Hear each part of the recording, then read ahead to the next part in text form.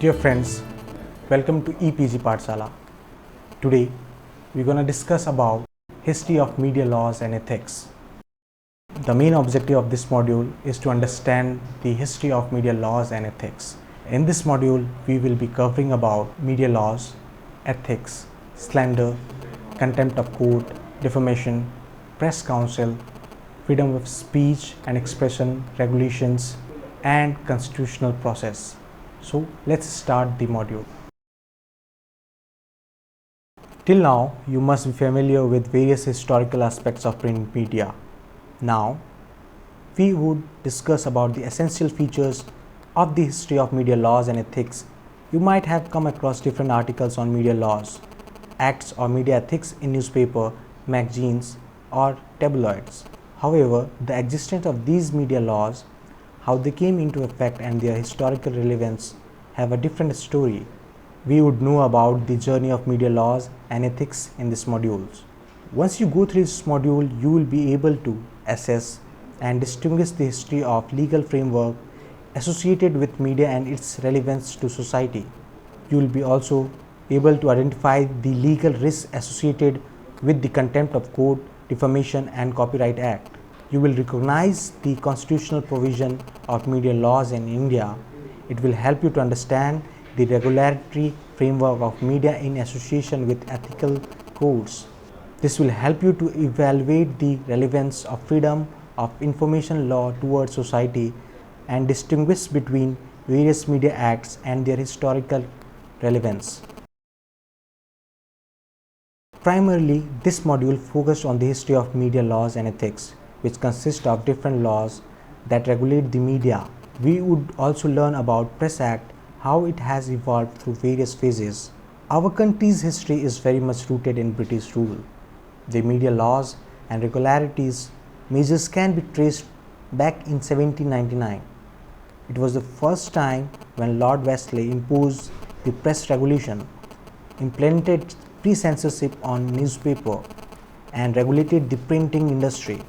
In 1835, the Press Act Declaration came into existence. There is an extensive list of regularities enacted to delimit the freedom of press. We would further know in detail about various media laws used in regulating the media. Laws related to freedom of the press. Article 19 Clause 1 Subclause A of the Indian Constitution. How it guarantees freedom of the press. First, Press Regulation 1799, Gagging Act 1857, Vernacular Press Act 1878, Indian Press Act 1910, Official Secrets Act 1923, the Press and the Registration of Books Act 1867, Sea Custom Act 1878, Defamation Sections 499 and 500, Contempt of Court 1971, Young Persons Act 1956, Parliamentary Proceeding Act 1956, Delivery of Books and Newspaper Act 1954, Copyright Act 1957, Defence of India Act 1962, Press Council of India Act 1965. The most remarkable day in the history of media regulation was January 26, 1950. It's also the day when the Constitution of India came into force. During colonial practice, Indians understood the importance of freedom of press. However, there is no discrete provision, but an indirect one of the Indian Constitution regarding the freedom of media. The incorporation of such freedom in the Constitution is to vest the press of disseminate knowledge among the masses. The Constituent Assembly decided to maintain this freedom of press as a fundamental right. Even though the Indian Constitution does not explicitly indicate the liberty of the press, but it is manifest in the freedom of speech and expression under Article 19(1)(a). The freedom of speech and expression, however, is not absolute in sense.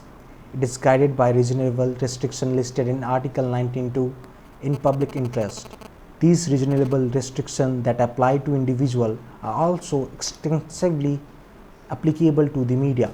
Article 19 of our Constitution talks about the right of freedom, and it enumerates defined rights individual freedom of speech, expression, etc. These provisions are significant and vital. We need to keep in mind that this freedom under Article 19(1)(a) is not just applicable to newspaper and periodicals, but also to circulars, leaflets, pamphlets, handbills, and other sort of publication which afford a vehicle of information and opinion.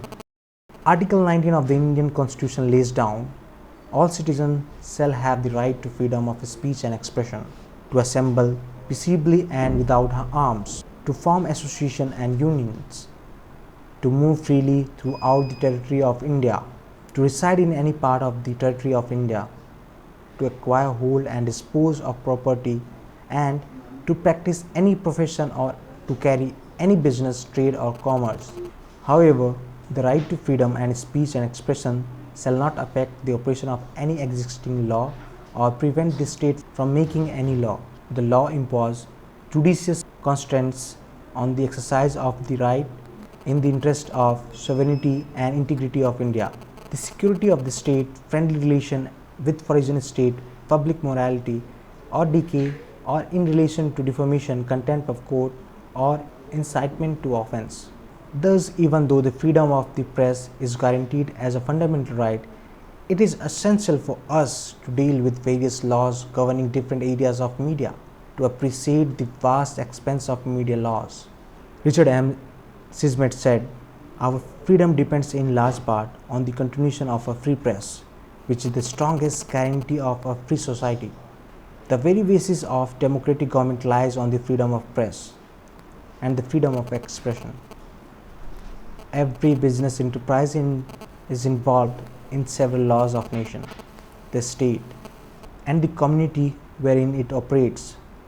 Newspaper publishers find themselves more hemmed in by lawful limitation than many other commerce do, in spite of the fact that freedom of press is protected by Indian Constitution.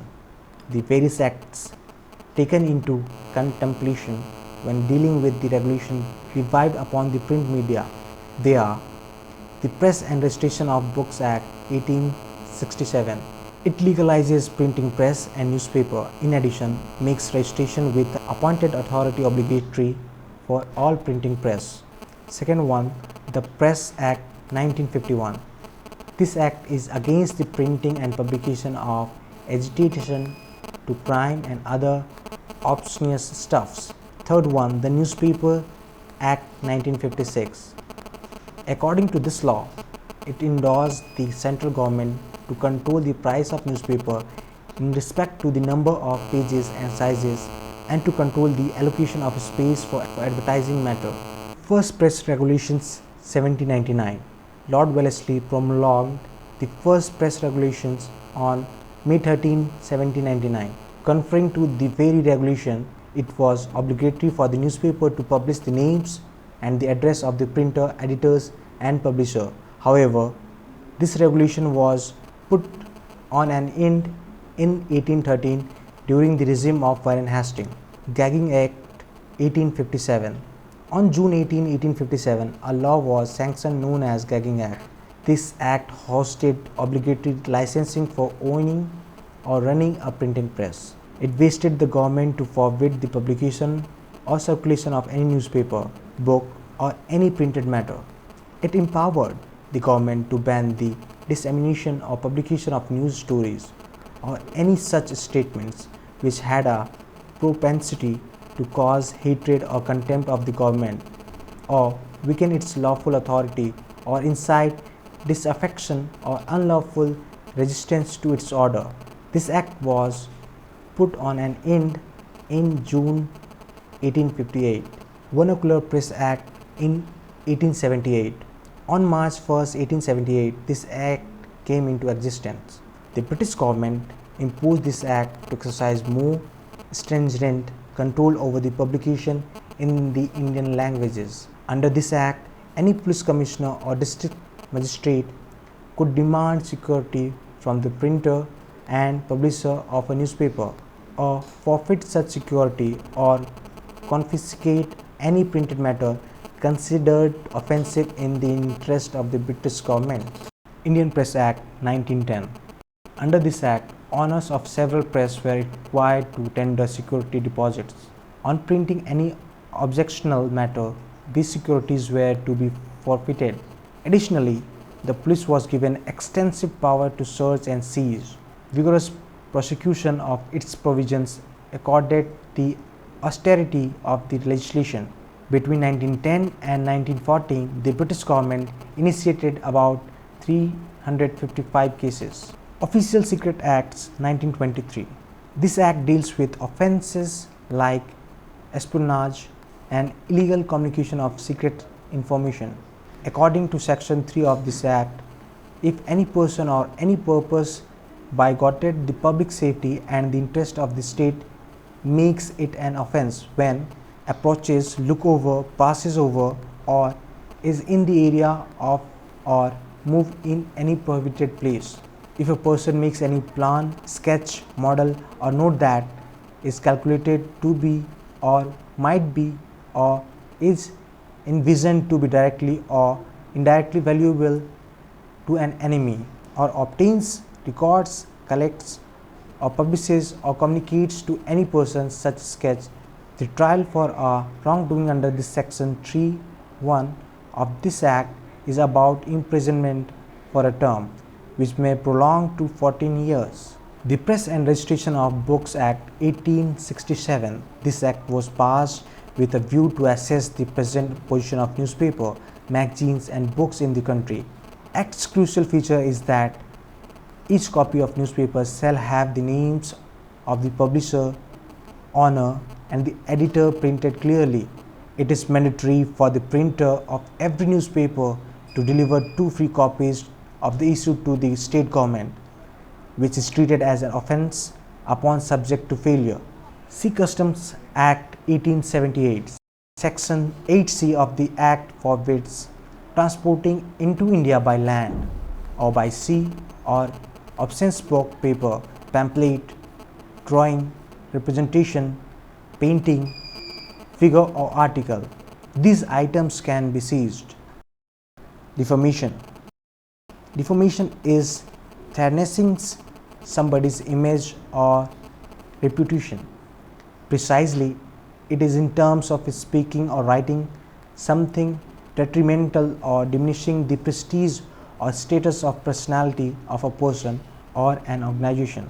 There are 2 types of defamation: libel, which is a written form; slander, which is a spoken form of defamation.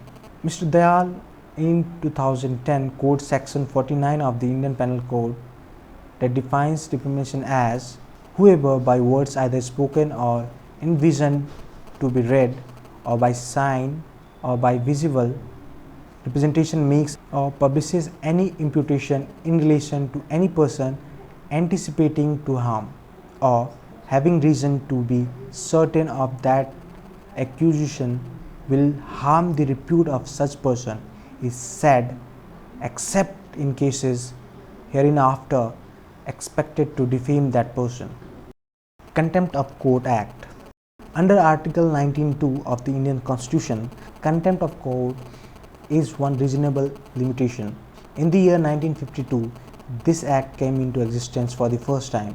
Later on, it was enacted in 1971 and then was amended again in 1976. Young Persons Act 1956. This act seeks to prohibit the publication in India of those literatures that glorify crime, violence and vice. Parliamentary Proceedings Act 1956. This act was ordained with a vision to protect the publication of reports or proceedings of Parliament except in newspaper. Section 3 of this act states that no person shall be liable to any proceedings, civil or criminal, in any court, with regard to the publication in a newspaper of considerably true report of any actions of either House of Parliament, lest the publication is proved to have been made with malice. Delivery of Books and Newspapers Act 1954. This act enjoins upon the publisher of every newspaper to provide 1 copy of each issue of such newspaper once it is published, at its own expense to each public library as may be notified by central government. Infringement of any provision of this act becomes punishable. Copyright Act 1957. Section 52 of this act states that certain deeds shall not constitute a contravention of copyright, such as fair quotation, fair use, bona fide abridgments, and the like.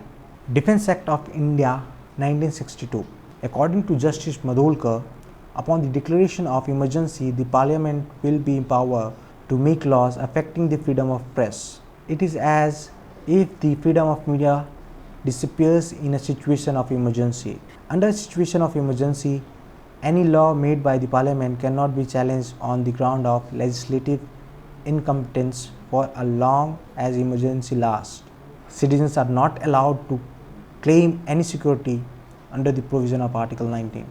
In addition, in Section 3, the Clause 7 of the Defence of India Act comprehensively deals with the wide-ranging scope of printing and publishing of any sort of newspaper or book of the obligation of censorship. Press Council of India Act 1965. The Press Council of India, according to the preamble of the Press Council of India Act, is established for guarding the freedom of press and upholding and refining the values of both newspaper and news agencies. The experience of the British Press Council has shown that this power, if properly used and constantly exercised, can become extremely effective. The public rebuke that the Council administers and the moral obligation of the offending newspaper to publish its decision operates both as a penalty and a deterrent. The Press Council of India Act 1965 was later amended on March 31, 1970. The Council's term was expired in December 1975. Was not extended during the emergency. Again, the Press Council Act was revised in 1978. The crucial role played by the media laws in the history of Indian independence would also be discussed. The media laws date back on British period when print media was evolving and rising in India. It was acting as an important tool against the British government. Therefore, the government passed and enforced various laws to curb the freedom fighters and their independence movement. Many laws regulate the enhancement of media in India, as media had a powerful influence on society during the British Raj. Therefore, many press-related laws were enacted. However, post-independence, from time to time, more laws related to media came into existence. However, we discussed the Press Act that had a major role in the history of print media. You will further know about the different acts and amendments that happened from time to time to obtain the present-day Press Act of India.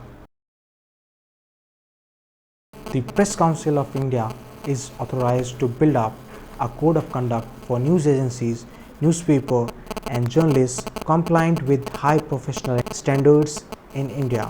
The PCI has conveyed an updated and concise compilation of codes of journalistic ethics sorted out from the Board of Adjudicators of the Council and the guidelines issued from time to time. In 1995, Press Council of India brought out preface to the publication, a guide to journalistic ethics, which states that most of these ethics are not cast iron constitutional rules but comprehensive general principle to help self-regulated journalists to his or her conduct along the way to professional ethics. Norms of journalistic ethics. Patra, in his book titled Media Ethics in 2010, states that some chief norms of journalistic ethics reckoned in the aforementioned publication as under: accuracy and fairness. The vital objective of journalism is to work for the people with views, news, comments and information on the matters of public interest is an accurate, fair, sober, unbiased and decent manner. One should avoid the publication of baseless, inaccurate, misleading, graceless, and distorted material. Cautiousness against derogatory writing. Newspaper must not publish matter which is strongly deprecating or libelous against any person or organization unless after due care and inspection they have adequate reasons to accept as true, and its publication will be for public good. Privacy. Intrusion or invasion of the privacy of individuals is not permissible unless outweighed by genuine public interest. The private life, even of a celebrity, is his or her own. Exposure or incursion of his or her personal privacy or private life is not acceptable, except of course there is strong proof that the wrongdoing is questioned, have a reasonable connection with exploitation of his or public position or power, and has an adverse influence on public interest. Victims of sex crimes cautions against publication of names and pictures. The names, photographs of the victims or other particular leading to their identity should not be published while reporting crime involving rape, kidnapping and sexual assaults on children. While such publication serves no legitimate public purpose, it may bring social ostracism to the victims and social embarrassment to their family, relations, community, friends, religious order or the institution to which they belong. No jeopardizing of supreme interests of state, society and rights of individual. As a matter of self-regulation, newspapers should exercise due restraint and consciousness while representing any comment, news or information which is likely to jeopardize or harm the state and the society interest or individual's right, with respect to which judicious limitations may be waived by law. Importance of ethics in journalism. Mr. Ghosh in 2014 in his book entitled Ethics of Indian News Media, Abbreviation and Future Challenges discussed the importance of ethics in journalism. One of the most discussed and well-defined branches of media ethics is the ethics of journalism. The Society of Professional Journalists Code of Ethics has four main tenets. First, minimize harm. Second, seek truth and report it. Third, act independently. And the last one, be accountable and transparent. It has to deal with a variety of things, together with manipulation of content, distinction between public interest and privacy of individuals, or confidentiality and conflict with the law of the land regarding protection of news sources need to be looked into. Thus, it is imperative for the budding journalist to know the history of media laws and ethics in order to get acquainted with various media laws and ethics. It is vital to have a deep knowledge of the roots and the reasons of the enacted of these laws and code of conduct for the media. In order to be an unbiased journalist, one has to abide to these laws and ethics. Journalists have to act freely not only for the sake of upholding ethical standards, but also for safeguarding their freedom and their constitutional rights. Journalists play a dynamic role in the public to understand and forming an opinion. Therefore, they must remain thoughtful towards different issues which are sensitive, such as fairness, accountability, and accuracy. They must always question themselves regarding ethical practice throughout various stages of their investigations. In addition to that, they must be ready to justify their decision to colleagues, editors, and the public in this respect. Usually, it is tougher to perform tasks in an ethical way and accomplish it, but all journalists should be ready to face such challenges if they want to safeguard the sanctity of media. So friends, we have covered the media laws and ethics in this module. We have covered up how the pre-independence era was affected by media laws and how it has changed from that time to the post-independence era. So we have discussed about the media laws and the ethics by journalists that should be followed by them to make the society bias free. Thank you.